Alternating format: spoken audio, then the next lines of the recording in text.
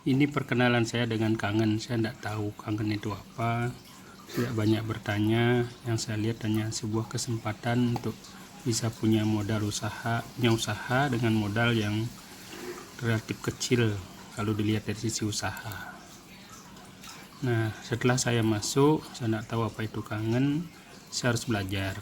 Seminar pertama saya ikuti, saya ke Jakarta. Saya pikir ya saya harus belajar. Kalau di Bali nggak ada, ya saya harus hidupkan usaha yang saya miliki dengan cara belajar gratis ke Jakarta sekalipun. Nah, ini saya ke Hong Kong, padahal saya baru jual 3 mesin.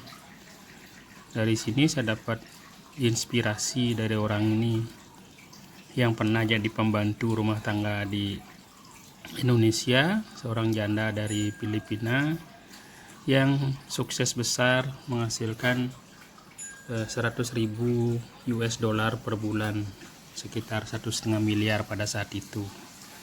Nah, kalau dia janda ini bisa, saya pikir saya pasti bisa juga. Nah, saya berangkatnya dari kondisi yang tidak punya uang. Celana saya robek-robek, baju saya baju murahan, baju swan. Jas saya pinjam di bayah mertua saya, beliau yang punya jas lama, dalam-dalamnya udah bolong, tapi bagi saya itu sesuatu yang sangat berharga, yang sangat berkesan. Sampai sekarang saya masih ingat. Kemudian saya ikut ke Hong Kong ini. Saya ke Hong Kong juga baru jualan 3 biji mesin. Ada yang bilang, "Hei Wayan, celana kamu robek-robek. Hei Wayan, baju kamu murahan. Hei Wayan, kamu nggak bisa nari." Ya, jawaban saya, ya saya nggak peduli. Yang penting saya bisa ada di situ dan tahu energi. Saya sentuhkan diri saya ke energi yang besar. Ya, saya ikuti perjalanannya, membangun sejarah. Dalam setahun saya bisa buka cabang 100 cabang. Saya dapat penghasilan mulai di 80 juta per bulan.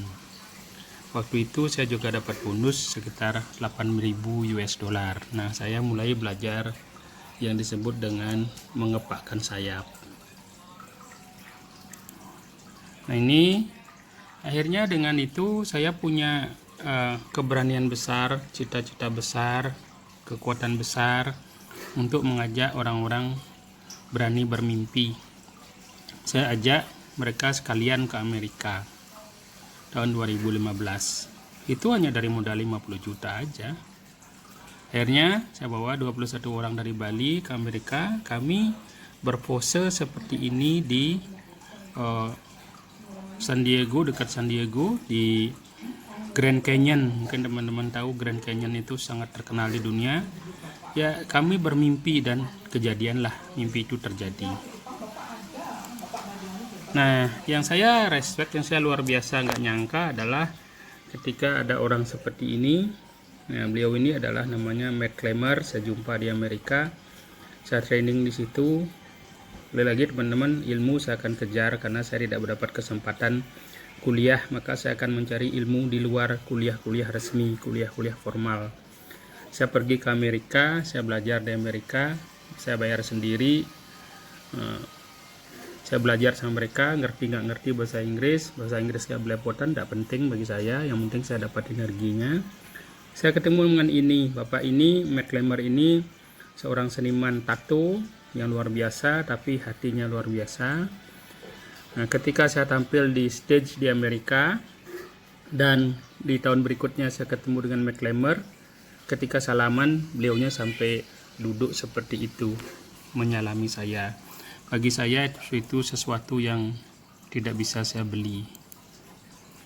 Nah, berikutnya adalah aksi norak-norakan. Semua saya berangkat dari natural aja. Saya emang orang yang norak, ya biar gak apa-apa norak.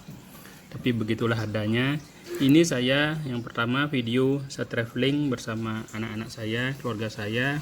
Sesuatu yang tidak bisa saya lakukan kalau saya bergerak di pekerjaan-pekerjaan saya sebelumnya, di bisnis-bisnis saya sebelumnya.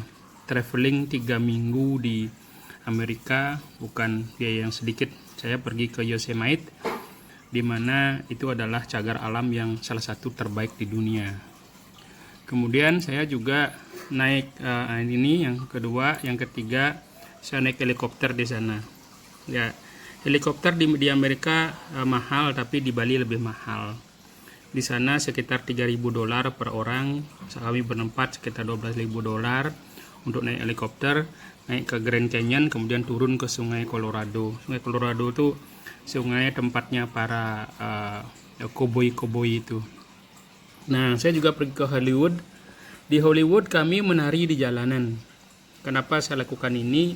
Karena bagi saya sudah mengeluarkan uang yang banyak untuk pergi ke Hollywood, pergi ke luar negeri. Kalau saya malu-malu, saya rugi.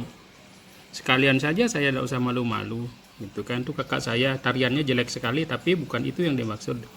Yang dimaksud adalah kami berani mengekspresikan diri kami di Amerika, di Hollywood, di mana di bawah kaki kami itu ada papan nama-nama besar seperti Michael Jackson dan lain-lain.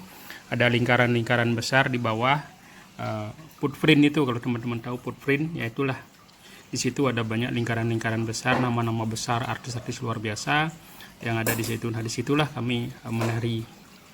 Berikutnya seperti apa? Nah, ini dia kawan. Ini saya. Ini pengalaman yang luar biasa. Kami bagus, mana bagus, buka. Hari ini kami akan naik helikopter. Itu ada di belakang tuh. Orangnya udah mengumpul tuh. Di Amerika, mumpung di Amerika, ayo sekalian kita naik helikopter. Kalau di Bali kalau bisa, di sini kita naik helikopter. Oke, keren banget. Inilah kangen kawan-kawan. Jadi kangen itu mengantarkan saya pada sesuatu yang tidak bisa saya raih dari apa yang sudah saya kerjakan selama puluhan tahun sebelum-sebelumnya di usaha.